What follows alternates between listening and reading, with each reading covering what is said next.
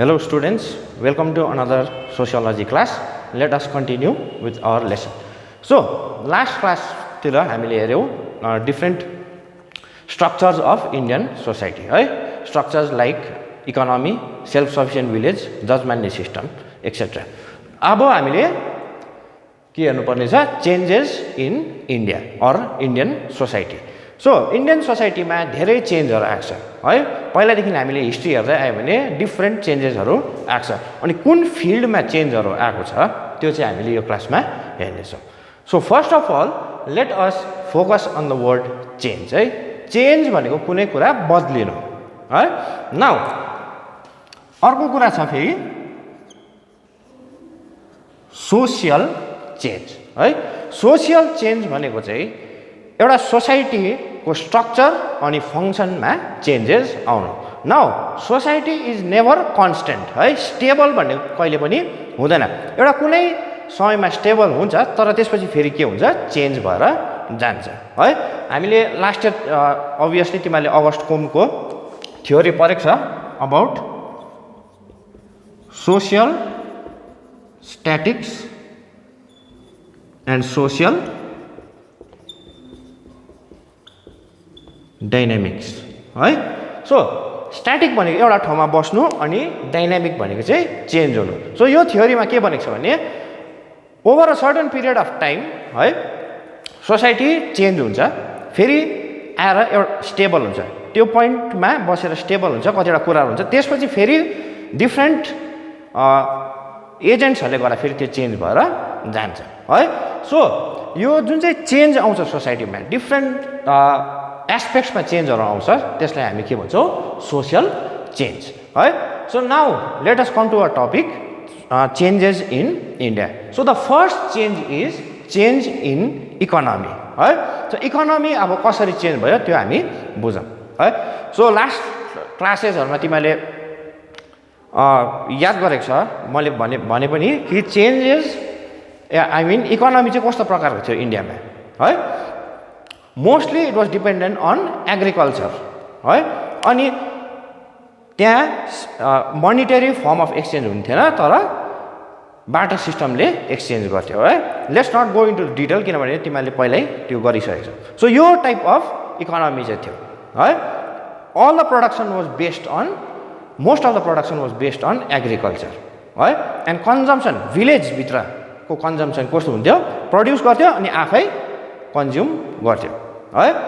It was self sufficient. Now बिस्तारै बिस्तारै के भयो चेन्जेसहरु आउँदै गयो mainly because of the British rule है। ब्रिटिशले के ल्यायो कमर्सियलाइजेसन अफ एग्रिकल्चर हामीले गर्यो कमर्सियलाइजेसन अफ एग्रिकल्चर भन्ने कुरा ल्यायो।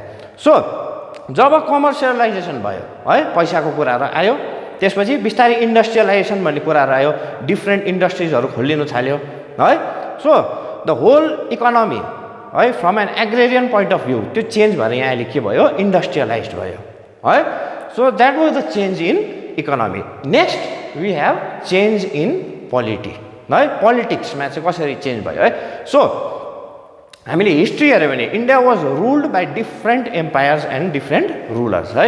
आर्यन्सहरु भन्ने रेसहरु आयो त्यसपछि गुप्ता पिरियड मौर्यन पिरियड त्यसपछि मुगल पिरियड। सो यो डिफरेन्ट पोइन्ट्स अफ टाइममा डिफरेन्ट रुलर्स आयो इन्डियामा है। So with these rulers the political system of India change with time है। त्यसपछि ब्रिटिस आयो अभियसली उनीहरूको रुल भयो त्यहाँ फेरि अर्कै टाइपको पोलिटिक्स आयो है। अनि लास्टमा अहिले हामी केमा छौं डेमोक्रेसीमा छौं है। सो त्यो तिमीले पोलिटिकल साइन्समा पढिनै राखेको हुन्छ। So this was the change in polity.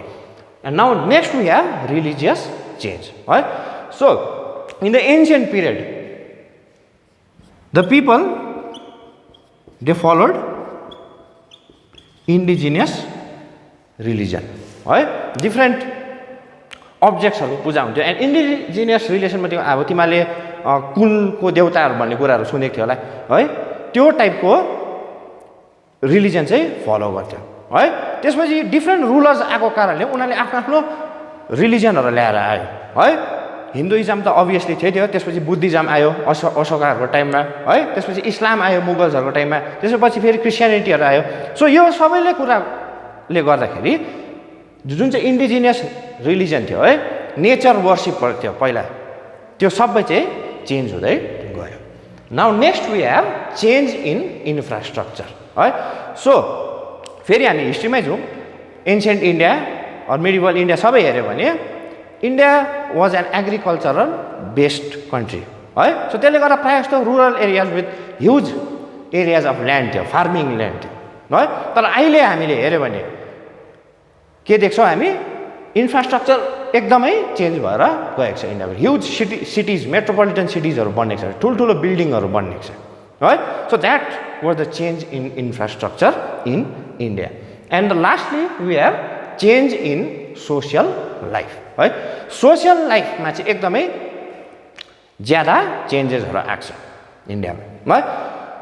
First medieval India है अर प्री ब्रिटिश इन्डियामा कस्तो प्रकारको सोसियल लाइफ थियो है, and now what kind of social life है, कस्तो प्रकारको छ त्यो हामी अभियसली इजिली त्यसलाई हेर्नु सकेको छौँ है। सो डिफ्रेन्ट सेक्टर्समा चेन्जहरू आएको छ। For example changes in joint family है। एउटा जोइन्ट फ्यामिली भन्ने सिस्टम थियो इन्डियामा, त्यो we will continue, I mean we will study that in the next class है। जोइन्ट फ्यामिली सिस्टमदेखि चाहिँ nucleus family or nuclear family, small family भएर आयो है। So there were different social mobility भन्ने कुरा आयो। सोसियल मोबिलिटी भने के हो है? सोसियल मोबिलिटी भनेको चाहिँ सोसाइटीमा आफ्नो पोजिसन या स्टेटस चेन्ज गर्नु। पहिला इन्डियामा कास्ट सिस्टम भन्ने कुरा थियो। कास्ट सिस्टमले गर्दा आफ्नो मान्छेले आफ्नो स्टेटसहरू चेन्ज गर्नु सक्थेन, तर पछि गएर उनीहरूले आफ्नो आफ्नो स्टेटस अथवा ranking or position in society चाहिँ उनीहरूले के गर्नु सक्यो, चेन्ज गर्नु सक्यो।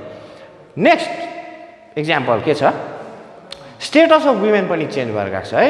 वुमेनको स्टेटस इट वाज भेरी लो पहिला है।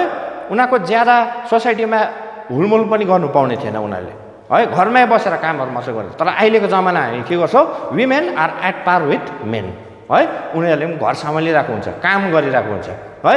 एन्ड एट पार त नभनौँ, sometimes they are even at a higher status than men है। सो त्यो प्रकारको चेन्जहरू भएको छ, डिफ्रेन्ट चेन्जेसहरू भएको छ। कास्ट सिस्टम हटेर गएको छ है, अनटचेबिलिटी भन्ने सिस्टम हटेर गएको छ है। म्यारेज सिस्टममा पनि चेन्ज भएको छ, from arrange marriage to love marriage. So यो डिफ्रेन्ट चेन्जेस चाहिँ एउटा मान्छे अथवा एउटा सोसाइटीको सोसियल लाइफमा चाहिँ आएको छ।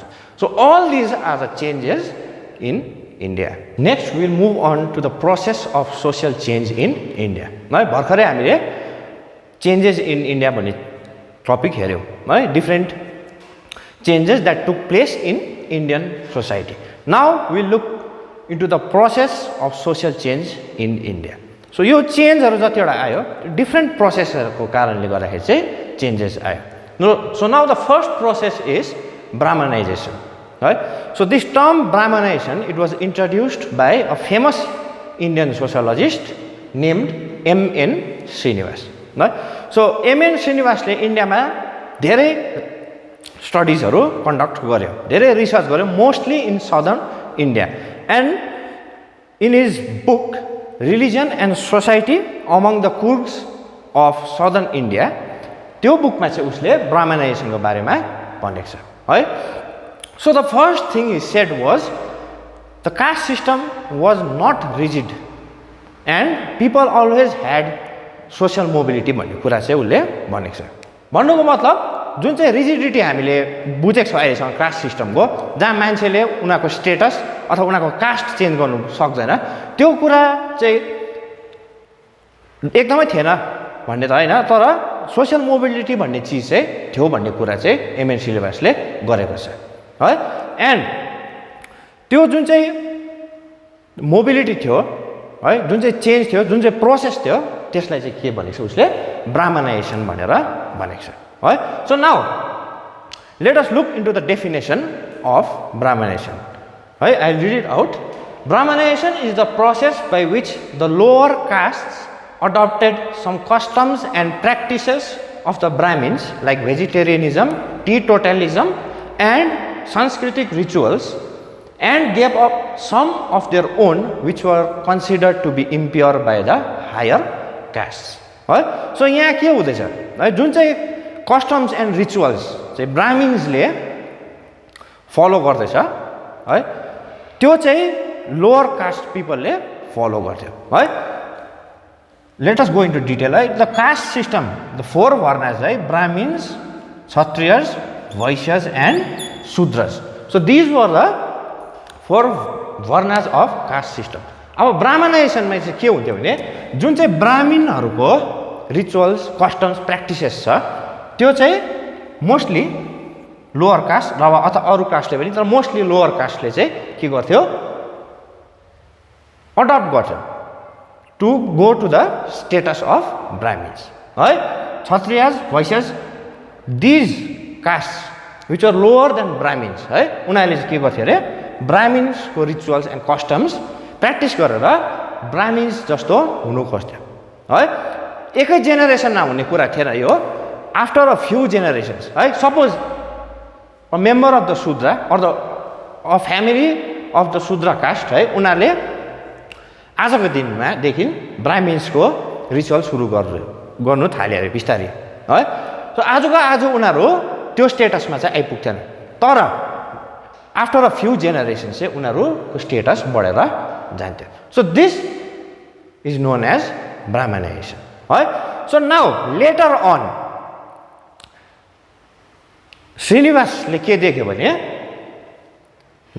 The people they not only follow the rituals of the Brahmins तर अरू कास्टको पनि रिचुअल्सहरू चाहिँ फलो गर्थ्यो mainly the lower Shudra caste है सो यो टर्मलाई चाहिँ के भनेर आयो संस्कृताइजेसन भनेर आयो ब्राह्मणाइजेसनलाई 1971 मा मोडिफाई गरेर एमएन श्रीनिवासले के भन्यो संस्कृताइजेसन भनेर भन्यो it was a broader concept है So let us read the definition. Sanskritization is the process whereby people of lower castes collectively try to adopt upper caste practices and beliefs as a preliminary step to acquire higher status. Preliminary step भन्दैछ है अघि मैले भने जस्तो एकै जेनेरेसनमा यो process भएर आउने हैन it takes 2 or more generations to happen है अब संस्कृताइजेसनमा के हुन्छ अघिसम्म हामीले के हेर्थ्यौ these three castes the Kshatriyas Vaishyas and Shudras they try to imitate the Brahmins अब चाहिँ के हुँदैछ कुनै पनि कास्टले आफूभन्दा माथिको कास्टको रिचुअल्सहरू प्र्याक्टिस गर्नु सक्थ्यो first thing to keep in mind है अक्युपेसन हेरौँ हामी ब्राह्मिन्सको के थियो they were the ones who conducted the rituals है रिलिजियस कुराहरू उनीहरूले हेर्दथ्यो क्षत्रियसको के थियो दे वर द वरियर्स है Vaishyas they were the traders and businessman and सानो काम गर्ने चाहिँ को थियो शूद्रस नाउ यहाँ के हुँदैछ संस्कृताइजेसनमा के हुन्छ भने क्षत्रियस वैश्यस शूद्रस अब ब्राह्मणलाई त आफ्नो कास्ट चेन्ज गर्नु परेन the three caste which were lower in order of the Brahmins उनीहरूले चाहिँ आफूभन्दा माथिल्लो के गर्नु खोज्थ्यो इमिटेट गर्नु खोज्थ्यो है सो क्षत्रियसले के गर्थ्यो ब्राह्मिन्सलाई इमिटेट गर्थ्यो वैश्यसले क्षत्रिय एन्ड ब्राह्मिन्सलाई एन्ड शूद्रसले वैश्यस क्षत्रियस एन्ड ब्राह्मिन्सलाई इमिटेट गर्थ्यो है so the Kshatriyas they started following the rituals of the Brahmins right the Vaishyas they either follow the rituals of the Brahmins or Kshatriyas and the Shudras they either followed the customs and rituals of Brahmins Kshatriyas or Shudras right so यो प्रोसेसलाई चाहिँ हामी के भन्छौं संस्कृताइजेसन next we'll move on to another process that is westernization right? So now to understand westernization let us look into the definition given by M.N. Srinivas.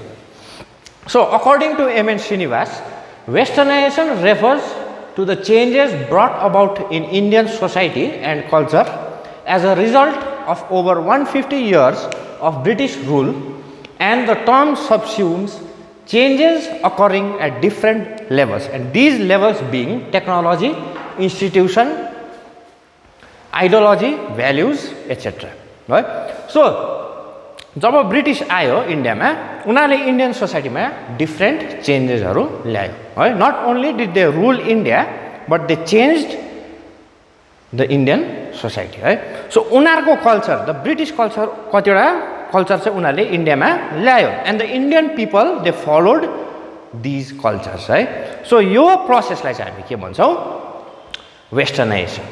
न वेस्टर्नाइजेसनमा बेसी डिटेलमा तिमीहरूले के याद गर्नु पर्दैन, just one thing the impact of westernization in India. So इम्प्याक्टहरू चाहिँ के भयो वेस्टर्नाइजेसनले गर्दाखेरि इन्डियामा के भयो त्यो चाहिँ हामीले हेरौँ है। So the first impact was westernisation, it opened up the डोर्स अफ नलेज है। सो जब ब्रिटिस आयो उनीहरूले मोडर्न एजुकेसन ल्यायो इन्डियामा, उनीहरूको जुन चाहिँ टाइप अफ एजुकेसन थियो है त्यो ल्याएर आयो इन्डियामा है। And the Indian people they were introduced into modern education है। सो जब उनीहरूले यो एजुकेसन पायो उनीहरूको नलेज खोल्यो है, उनीहरूको आइडियाज भ्यू पोइन्ट्सहरू खोल्यो है। जुन चाहिँ इन्डियाको पुरानो अर्थोडक्स बिलिफ्सहरू थियो है, India was a very orthodox society है, त्योहरू चाहिँ वेस्टर्नाइजेसनले के गर्यो यो एजुकेसनले गर्दाखेरि चाहिँ चेन्ज हुँदै गयो। Next impact was education for all है। सो वेस्टर्न एजुकेसन अघि मैले भने जब ब्रिटिसले वेस्टर्न अथवा मोडर्न एजुकेसन ल्यायो उनीहरूले अझै एउटा कुरा पनि गर्यो, that was providing education for all है। सो फर्स्ट पहिला हामीले हेऱ्यौँ भने education was entitled to the Brahmins only है। नाउ सबै sections of society even women है they were allowed or they were encouraged to study and gain their knowledge right? And the next was westernization, it highlighted evil practices right? So Indian society ma धेरै प्रकारको evil practices हरु चलिरहेको थियो है। These evil practices were sati, polygamy, child marriage है। So यो कुराहरु चाहिँ इन्डियन सोसाइटीमा चलेर आइरहेको थियो है। अनि मान्छेलाई थाहा थिएन कि यिनीहरू चाहिँ इभल प्र्याक्टिसेस हो भनेर है, यो कस्टम जस्तो उनीहरूले फलो गरेर आइरहेको थियो। तर जब वेस्टर्नाइजेसनले इट ओपन्ड अप द डोर्स अफ नलेज है, त्यति बेला मान्छेहरूले के देख्यो भने चाहिँ यो कुराहरू के रहेछ एकदमै राम्रो कुराहरू चाहिँ होइन रहेछ, इभल प्र्याक्टिसेसहरू रहेछ है, यो कुरा चाहिँ सोसाइटीको लागि नराम्रो रहेछ भनेर चाहिँ मान्छेले चाल पायो है। So because westernization highlighted the evil practices है, it attracted the attention of social reformers है। इन्डियामा धेरै लर्नेड मान्छेहरू थियो, राजा राममोहन राय, विद्यासागर उनीहरू जस्तो मान्छेहरू है। सो उनीहरूको अटेन्सन चाहिँ के भयो यो इभल प्र्याक्टिसेसपट्टि गयो है। And then these people they worked and they fought against the people to abolish these evil practices है। यो सती भन्ने चिजहरू, चाइल्ड म्यारेजहरू भन्ने चिजहरू चाहिँ सबै यो सोसियल रिफर्मर्सले गर्दाखेरि चाहिँ के गर्यो इन्डियन सोसाइटीबाट हटेर गयो।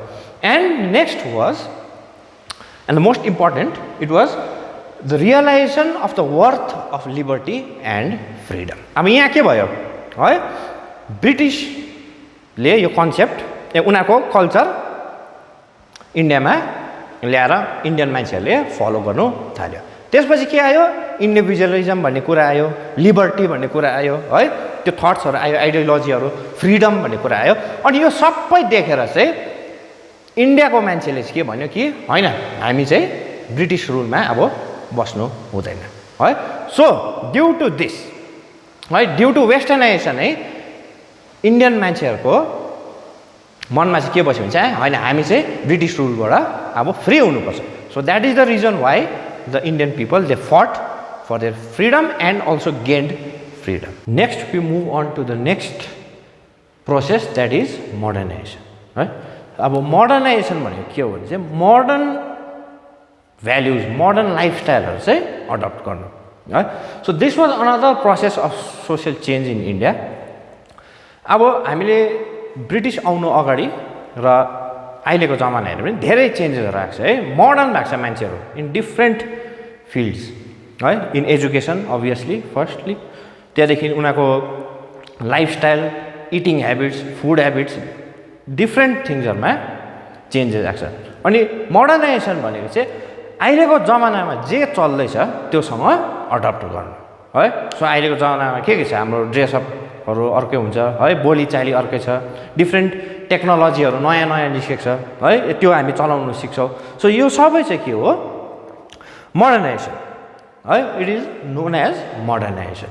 एन्ड यो मोडर्नाइजेसन भन्ने वर्ड चाहिँ फर्स्ट चाहिँ कसले ल्यायो भने डेभिड लर्नर भन्ने मान्छेले चाहिँ मोडर्नाइजेसन भन्ने कन्सेप्ट चाहिँ ल्याएको।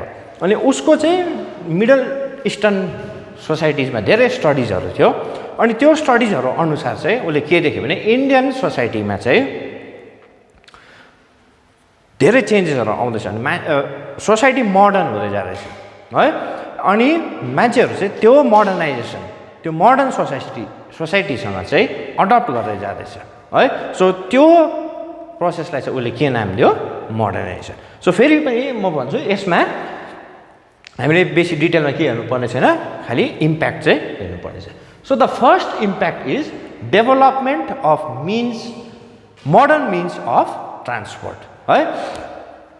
पहिलातिर हाम्रो बाजेहरूबाट के सुन्छौँ है, हामी यस्तो यस्तो ठाउँमा जाँदाखेरि के भन्छ घोडागाडी नभए बेलगाडी त्यस्तोमा हिँड्नु पर्थ्यो, बाटो खराब थियो, यहीँ सिलगढी पुग्नु 2 दिन त्यस्तोहरू लाग्थ्यो भने हामी कथाहरू सुन्छ हाम्रो बाजेहरूबाट है। तर अहिले हामीले के देख्दैछौँ है, गाडीमा चढेर 2 घन्टामा, कमसेकम 2-1.5 घन्टामा हामी 2-2.5 घन्टामा सिलगढी पुग्न सक्छौँ है। वाइ?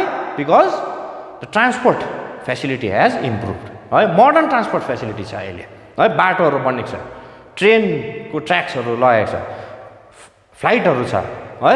सो यो means of transport, modern means of transport चाहिँ मोडर्नाइजेसनले गर्दाखेरि चाहिँ इन्डियामा आयो।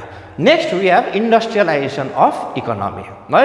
Late us focus on agriculture. पहिला एग्रिकल्चर के गर्थ्यो, मान्छेहरू आफै हात लगाएर एग्रिकल्चरमा उनीहरू पस्थ्यो है। त्यति बेला यो मसिनहरू भन्ने कुराहरू थिएन है, प्लाउहरू चलाएर उनीहरूले एग्रिकल्चर गर्थ्यो है। तर अब अहिलेको जमानामा हामी के देख्छौँ है, डिफ्रेन्ट मसिन्सहरू आएको छ है, ट्र्याक्टरहरू ल्याएको छ है, जमिन खन्ने मसिनहरू धेरै हुन्छ है। सो यो चाहिँ के हो, इन्डस्ट्रियलाइजेसन है, युज अफ मसिन्स, फ्याक्ट्रिजहरू खोल्यो, त्यो एग्रिकल्चरबाट जुन चाहिँ प्रडक्टहरू र मटेरियल्सहरू निकालेको छ है, त्यो उनीहरूले लगेर फ्याक्ट्रीमा त्यसलाई फिनिस प्रडक्ट बनाउँछ है। सो ड्यु टु इन्डस्ट्रियलाइजेसन है, इकोनोमी के भएको छ, धेरै इन्डियाको बुस्ट भएर गएको छ है। So now due to this industrialization there has been the next heading revolutionalize production है। रेभोल्युसनलाइज प्रोडक्सनमा चाहिँ के हुन्छ भने, अब मैले अघि के भने मोडर्नाइजेसनले गर्दाखेरि इन्डस्ट्रियलाइजेसन आएको छ है, फ्याक्ट्रिजहरू सेटअप भएको छ।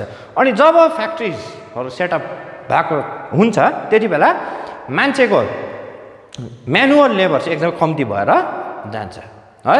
सो जब मसिनहरू चलाउँछ त्यति बेला के हुन्छ, प्रोडक्सन एकदमै हाई भएर जान्छ है। सो सिमिलरली इन्डियामा पनि जब इन्डस्ट्रियलाइजेसन भयो, जब मोडर्नाइजेसनले भएर इन्डस्ट्रियलाइजेसन भयो है, के भएको छ, त्यहाँ प्रोडक्सन एकदमै हाई भएर पहिलाको हेरी एकदमै हाई भएर गएको छ। Next we have modernization, it discredited traditional occupation है।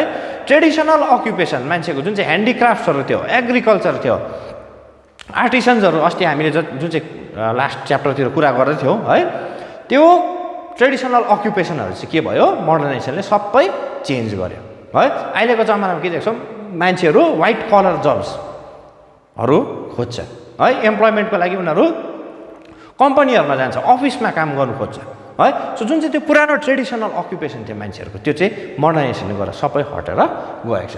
Next now due to this we have the unemployment has increase है। ट्रेडिसनल अक्युपेसन छोड्यो नि त मान्छेले, अब उनीहरू ट्रेडिसनल अक्युपेसन छोडेर यता मोडर्न अक्युपेसन, व्हाइट कलर जब्सहरू, कम्पनीहरूमा जबहरू खोज्नु निस्किन्छ है। तर अब के भयो फेरि, यहाँनिर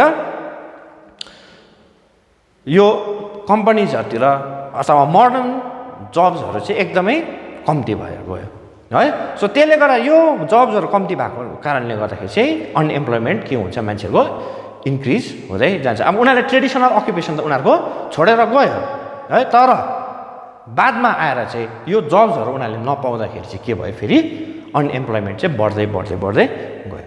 and lastly we have caste more liberal in social sphere है। अब मोडर्नाइजेसनले गर्दाखेरि चाहिँ कास्ट सिस्टमको जुन चाहिँ कास्ट सिस्टमको होल्ड थियो है मान्छेमा, त्यो चाहिँ बिस्तारै के भयो, डिमिनिस हुँदै गयो है। किन? अब हेरौँ, फर्स्ट हामीले के हेऱ्यौँ, मोडर्न मिन्स अफ ट्रान्सपोर्ट है, त्यहाँदेखि ट्रेडिसनल अक्युपेसन छोडेर मान्छेहरू जब्सहरू गर्न आयो है। सो त्यसले गर्दाखेरि सबै कास्टहरू चाहिँ के हुनु थाल्यो, इन्टरमिङ्गल हुनु थाल्यो नि त, हो कि होइन?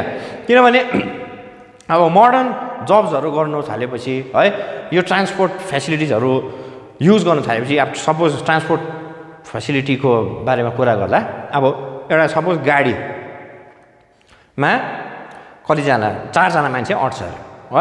अब त्यो 4 जना मान्छे जुन चाहिँ कास्टको पनि के भयो, त्यहाँ बस्नु थाल्यो, गाडीमा बस्नु थाल्यो है। अब त्यति बेला उनीहरूले भन्नु सकेन कि यो सानो कास्टको हो, म योसँग बस्दिनँ भन्नु त सकेन, किनभने उनीहरूलाई ट्रान्सपोर्ट चाहिँ एकदमै नेसेसरी थियो है। सो यो कारणहरूले गर्दा, एन्ड अल्सो इन्डस्ट्रियलाइजेसन, फ्याक्ट्रिजहरू खोल्यो है, त्यहाँ पनि धेरै मान्छेहरू के गर्नु थाल्यो, काम गर्नु थाल्यो। अब त्यहाँ पनि भनेन कि यो लोवर कास्टको, म योसँग काम गर्दिनँ भन्नु मान्छेले पाएन है।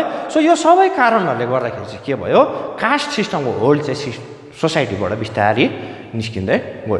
So all of this are the impact of modernization. So we will end our class here and we'll continue in the next class. Thank you.